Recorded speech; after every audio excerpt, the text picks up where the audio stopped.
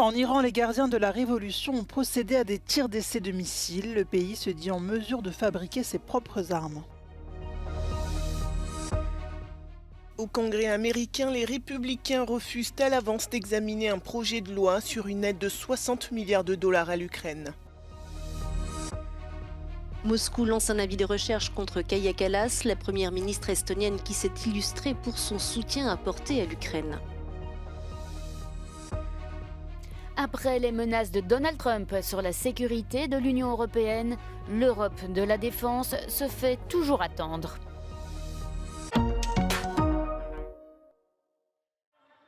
Alors que l'Iran fête cette année les 45 ans de sa révolution islamique, les gardiens de la révolution ont procédé à des tirs d'essai de missiles dotés d'une portée de 1700 km. Selon un ancien responsable du programme nucléaire iranien qui s'est exprimé sur la télévision publique du pays, Téhéran a la capacité de fabriquer ses propres armes. Le directeur de l'AIE a lancé un avertissement à l'Iran. If Iran wants to have a nuclear power program, as they have, they can, and rightly so, no problem with that.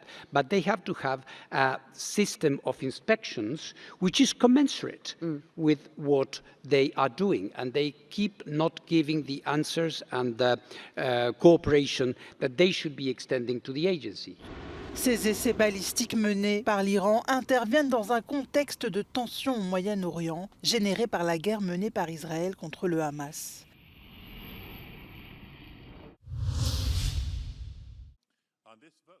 C'est un nouveau revers infligé aux partisans de l'aide à l'Ukraine. Les républicains de la Chambre des représentants ont refusé d'examiner une loi qui prévoit notamment l'envoi d'une enveloppe de 60 milliards de dollars à Kiev. Pour être adoptée, cette enveloppe doit être approuvée au Sénat puis à la Chambre des représentants.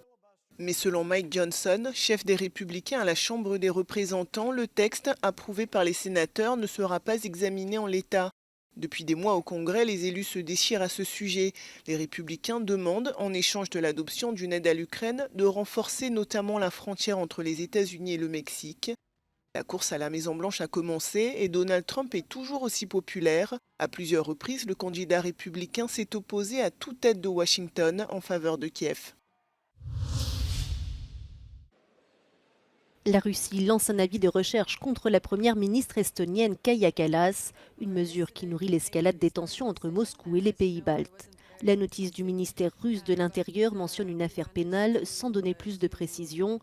La dirigeante balte s'est illustrée par son soutien apporté à l'Ukraine, mais aussi par le déboulonnement de statues à la gloire de soldats soviétiques datant de la Seconde Guerre mondiale.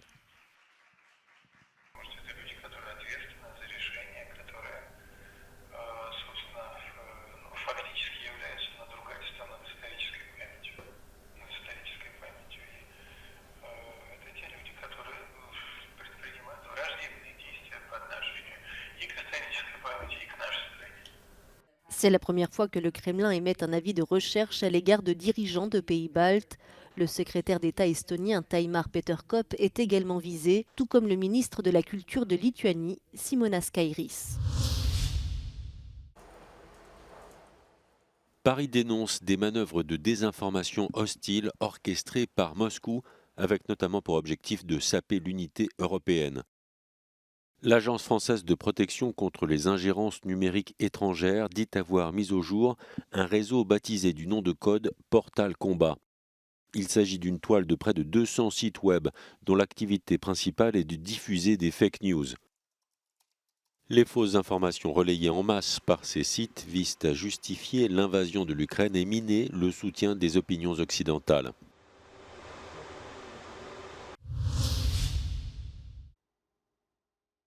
Il était jusque-là détenu en prison provisoire. Le sociologue de renommée Boris Kargarlitsky a été condamné par la justice russe à 5 ans de prison. Intellectuel de gauche, connu pour ses prises de position, notamment anti-guerre, depuis le début du conflit russo-ukrainien. Il avait été inquiété par les autorités russes suite à un ancien message posté sur les réseaux sociaux dans lequel il expliquait que l'attaque du pont de Crimée par les Ukrainiens pouvait être comprise d'un point de vue militaire. Il est accusé de justifier le terrorisme.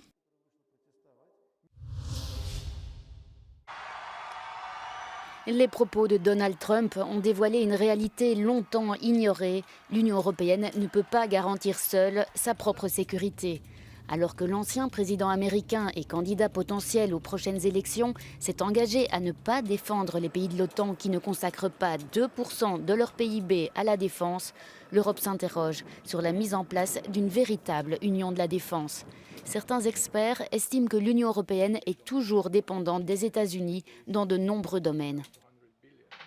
On specific areas, I would put strategic enablers, for instance, or these strategic capabilities that are very much needed at EU level, such as strategic transport capabilities, satellite capabilities, maritime and air awareness, then at the same time joint logistics. Les dépenses militaires des États membres de l'Union européenne ne sont pas négligeables. 240 milliards d'euros en 2022, soit presque autant que la Chine et plus du double de la Russie. Mais c'est la fragmentation qui pose problème. Selon l'Agence européenne de défense, les sommes dépensées par les États membres pour l'achat collaboratif d'équipements de défense représentaient moins de 20% du total des achats en équipements de défense en 2021. On short-term needs, of course, we need to replenish ammunition and capabilities and to urgently buy new capabilities. But at the same time, we need to also look on the long term, which is developing these European capabilities that we hear about in the press and in decisions. L'objectif d'une union de la défense n'est pas nécessairement de construire une armée européenne, ce qui semble impossible à réaliser à ce stade, mais au moins d'améliorer l'interopérabilité, l'acquisition et la livraison d'armes au niveau européen. Certaines mesures ont déjà été prises, comme une loi visant à financer par le budget de l'Union européenne la production de munitions ou la création d'une capacité de déploiement rapide, pouvant aller jusqu'à 5000 soldats pour les missions de maintien de la paix dans le monde. When you have a war of aggression in Europe against Ukraine, when you have hybrid war by Russia against EU member states, this is the moment not to wage a war, but to deter the risk of an aggression against one of us. So if not now, I don't know when the European defense will really start to be seriously taken into consideration.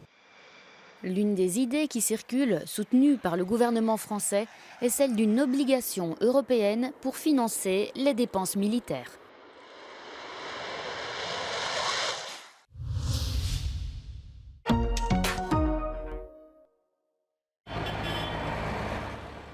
Après plusieurs jours de manifestations, la mobilisation des agriculteurs espagnols ne faiblit pas. Ce mardi, des rassemblements sont prévus, notamment à Gérone, dans le nord-est du pays et dans la périphérie de Barcelone.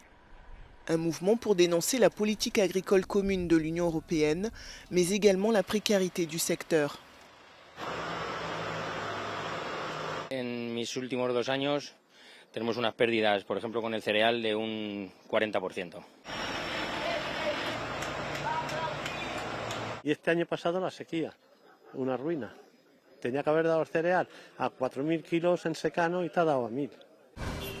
En Moldavie, des agriculteurs ont bloqué la principale route menant à la Roumanie. Ils réclament plus de subventions gouvernementales pour faire face aux pertes qu'ils disent subir depuis 2 ans. Le gouvernement moldave a déjà déboursé l'équivalent de plus de 13 millions d'euros l'an dernier pour venir en aide au secteur, un montant jugé insuffisant par les agriculteurs. En Pologne également, le mouvement se poursuit. À la frontière avec l'Ukraine, certains agriculteurs en colère ont déversé la cargaison d'un camion transportant des céréales ukrainiennes destinées à l'Union européenne. Une action qui a suscité de vives réactions. Kiev a dénoncé un incident inacceptable et Varsovie a annoncé l'ouverture d'une enquête. Depuis plusieurs jours, les agriculteurs polonais protestent contre les importations de produits agricoles ukrainiens qu'ils considèrent comme de la concurrence déloyale.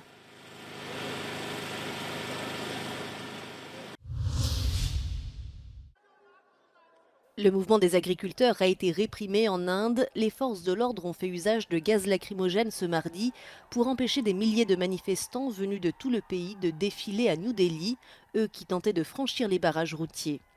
Après l'échec des négociations avec le gouvernement, les agriculteurs réclament l'instauration de prix minimum garantis sur leurs récoltes. Une mobilisation qui fait écho à celle observée dans plusieurs autres pays au cours de ces dernières semaines.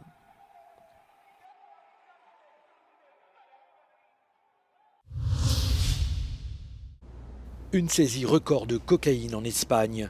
Les autorités ont annoncé avoir mis la main sur quelques 8 tonnes de cocaïne d'une grande pureté qui était dissimulée dans un faux groupe électrogène et répartie dans quelques 7000 colis.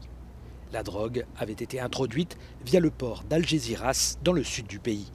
La marchandise suspecte a voyagé du Suriname au Panama jusqu'à l'Espagne, mais le conteneur devait terminer sa course au Portugal avant de revenir par la route en Espagne. À ce stade de l'enquête, 3 personnes ont été arrêtées.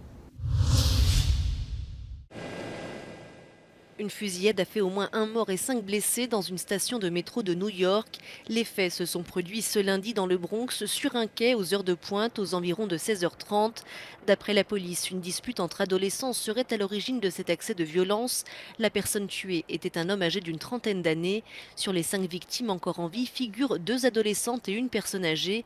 4 d'entre elles seraient grièvement blessées. Certaines auraient été impliquées dans le différend. Les autorités recherchent toujours l'auteur des faits qui pourrait ne pas avoir agi seul et a pris la fuite.